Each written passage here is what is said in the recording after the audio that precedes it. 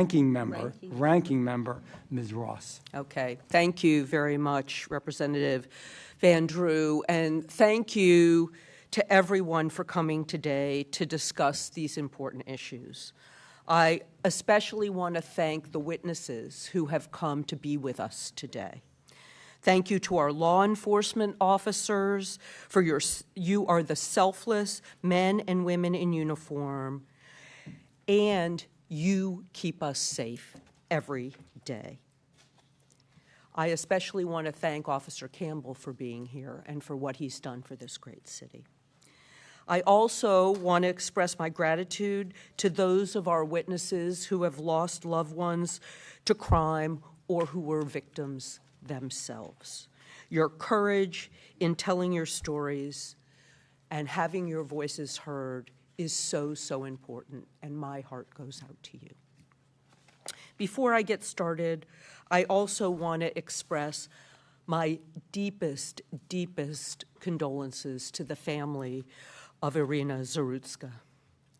What happened to her is simply unimaginable and unconscionable.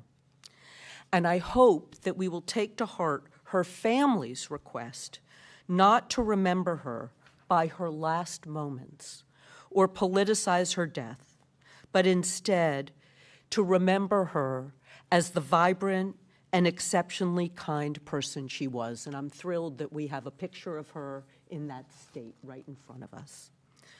Finally, we're here in North Carolina, and we had a tragedy yesterday. I want to express my prayers and my absolute heartbreak to the victims of the Southport mass shooting yesterday. I know our governor is there today, and I know our hearts go out to the victims and their families. So the majority has brought us here together, and I would say I went to the Philadelphia hearing. I've been on the Judiciary Committee since I was ever in Congress.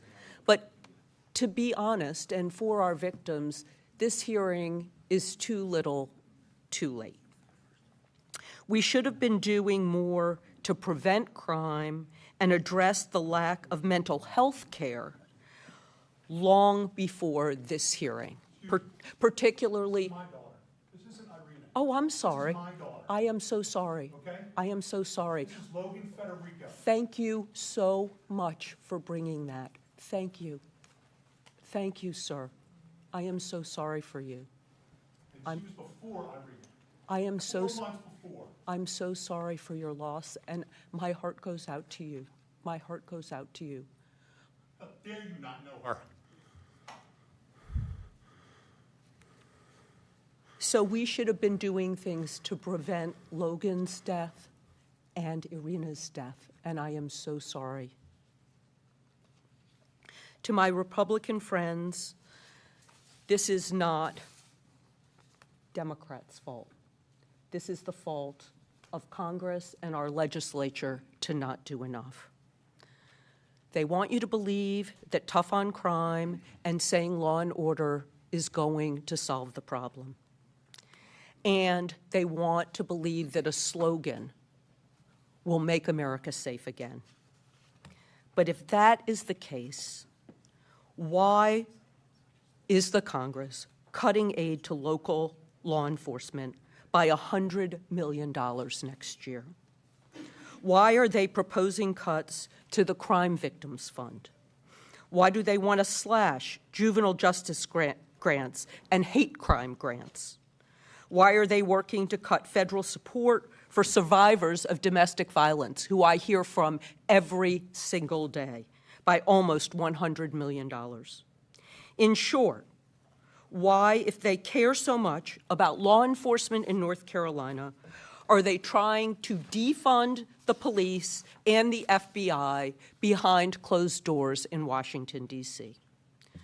The reality is that these cuts undermine public safety, and they don't give law enforcement the tools they need to keep us safe.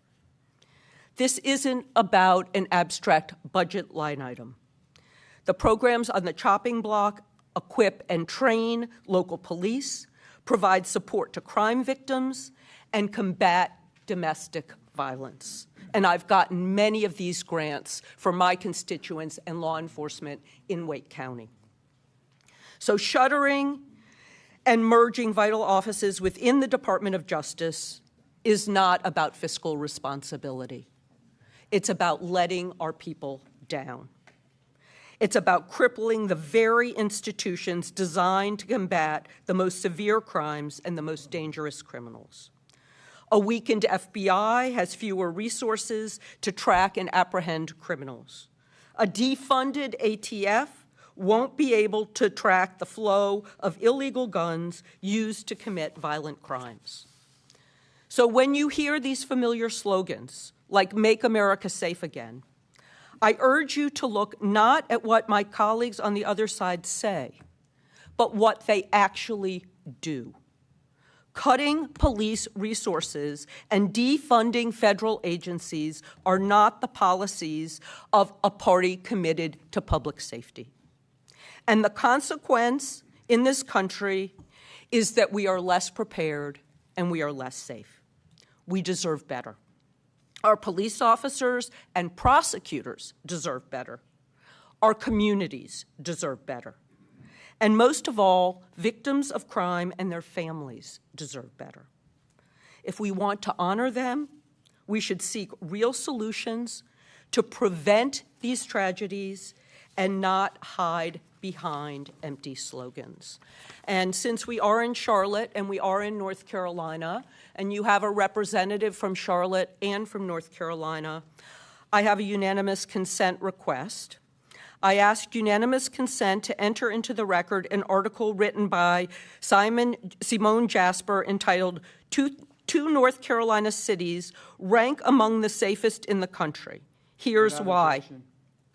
It notes that Charlotte is the 9th safest city in the country, and Raleigh is the 10th safest city in the country. And while I'm honored to have the Judiciary Committee here, I think that North Carolina, while we can always do better, has done better than many of the cities that we have failed to visit.